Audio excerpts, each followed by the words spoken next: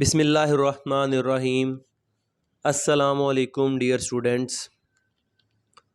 Today we will learn about disorders of nervous system, in which we discuss about paralysis and epilepsy. First, we will discuss about disorders of nervous system. Disorders of nervous system can be categorized into two main types, that are vascular disorders, for example paralysis, and functional disorders, for example epilepsy. Vascular disorders are due to any disturbance in the blood supply to nervous system, while functional disorders are due to disturbance in nerve impulses generation and transmission.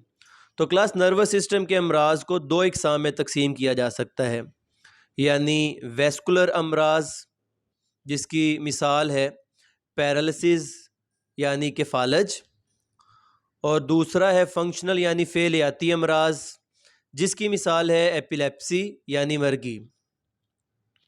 Vascular अमराज nervous system में खून की फराहमी में किसी खलल की वजह से होते हैं, जबकि फेलियाती अमराज नर्वस सिस्टम के पैदा और मुंतकिल होने में खलल की वजह से होते हैं। तो क्लास नर्वस सिस्टम का जो वैस्कुलर डिसऑर्डर है उसी की एग्जांपल है पैरालिसिस। फर्स्ट इसे डिस्कस करते हैं। Paralysis is the complete loss of function by one और मोर मसल ग्रुप्स।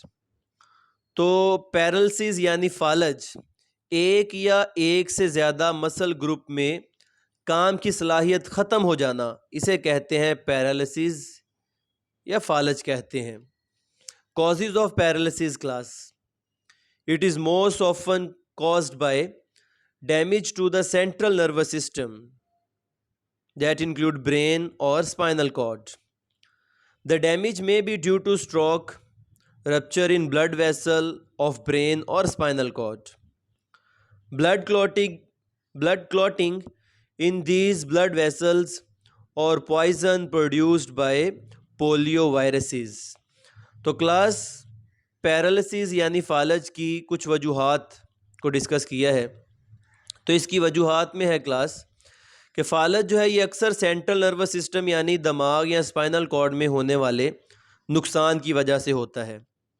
इस नुकसान की कई वजूहात हो सकती हैं, मसलन स्ट्रोक यानी दिमाग या स्पाइनल कॉर्ड की किसी ब्लड वेसल का फट जाना, इन वेसल्स में ब्लड क्लॉटिंग यानी खून जम जाना, या पोलियो वायरस का पैदा करदा जहर, ये तमाम चीज़ें पैरालिसिस यानी फालज की वजह बन सकती हैं। Patient may have weak paralysis throughout his her body or have paralysis in one side of body. There may also be paralysis in the lower extremities or in all four limbs. तो class ये जो paralysis यानी फालज है वो एक टांग में हो सकता है, आधी बॉडी में हो सकता है, दोनों बाजुओं का फालज हो सकता है, दोनों टांगों में पैरालिसिस हो सकता है, या पूरी की पूरी बॉडी में जो है वो पैरालाइज हो सकती है, पैरालिसिस हो सकता है, फालज हो सकता है। क्लास ये जो फंक्शनल डिसऑर्डर है नर्वस सिस्टम का उसकी एग्जांपल है एपिलेप्सी, उसको डिस्कस करते हैं। Epilepsy is a nervous disorder in which there is abnormal and excessive discharge of nerve impulses in brain. तो एपिलेप्सी यानी मर्गी नर्वस सिस्टम का एक ऐसा मर्ज है जिसके दौरान दिमाग में बहुत ज़्यादा और एबनॉर्मल नर्व इम्पल्सिस बनने लगती हैं। It causes unprovoked seizures in patients. A seizure of epilepsy is a temporary abnormal state of brain marked by convulsions.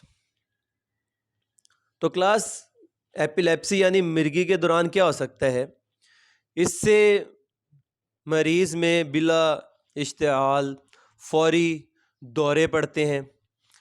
मिर्गी के दौरे से मुराद दिमाग की एक आर्जी और गैर मामूली हालत है जिसमें मरीज़ पर रशा तारी हो जाता है। कॉजेज़ ऑफ एपिलेप्सी को डिस्कस करते हैं class. In younger people, epilepsy may be due to genetic or developmental causes. In people over of 40-year age, brain tumor are more likely to cause epilepsy. Head trauma and central nervous system infections may cause epilepsy at any age. तो ये है class इसकी कुछ causes, इसकी वजूहात epilepsy यानी मिर्गी की। जवान लोगों में मिर्गी की वजह जेनेटिक या डेवलपमेंट के दौरान हो सकती है। 40 साल से ज़्यादा उम्र के लोगों में मिर्गी की बड़ी वजह दिमाग में ट्यूमर्स का बनना हो सकता है। सर पर चोट और सेंट्रल नर्वस सिस्टम में इन्फेक्शन हो जाने से किसी भी उम्र में मिर्गी हो सकती है। Treatment of epilepsy, there is no known cure of epilepsy, but medicines can control seizures. Patients of epilepsy have to take medicines daily for the treatment as well as prevention of seizures. These are termed anticonvulsant और anti-epileptic drugs. तो इसके इलाज के लिए class epilepsy यानी मिर्गी का मुकम्मल इलाज तो कोई दस्तयाब नहीं है, अलबत्ता अद्वियात हैं जो एपिलेप्सी यानी मिर्गी के दौरों को कंट्रोल कर सकती है। मिर्गी के मरीज़ों को इलाज के लिए और दौरों से बचने के लिए रोज़ाना अद्वियात लेना पड़ती हैं, और ऐसी अद्वियात को एंटी कन्वल्सेंट या एंटी एपिलेप्टिक अद्वियात कहते हैं। तो क्लास एपिलेप्टिक सीजर्स हमने क्या डिस्कस किया है एपिलेप्सी में। Epilepsy is a nervous disorder in which there is abnormal and excessive discharge of nerve impulses in brain, and it causes unprovoked seizures in patients. And a seizure of epilepsy is a temporary abnormal state of brain marked by convulsions.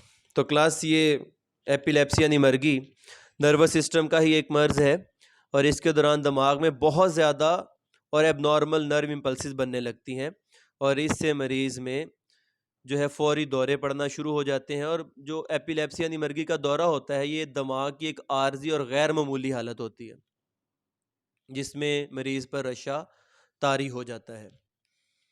Interesting information को discuss करते हैं class. During a seizure attack, objects should never be placed in a patient's mouth as it can result in serious injury. It is possible that the patient will bite her own tongue. तो class epilepsy यानी मिर्गी के दौरे के दौरान मरीज़ के मुंह में कोई चीज़ नहीं रखनी चाहिए, क्योंकि नतीजे में कोई बड़ा ज़ख़म हो सकता है और हो सकता है कि मरीज़ अपनी ही ज़बान काट ले। सी क्लास है another interesting information. The knowledge of the composition and functioning of nervous system has helped man in the diagnosis and treatment of nervous disorders, including paralysis and epilepsy.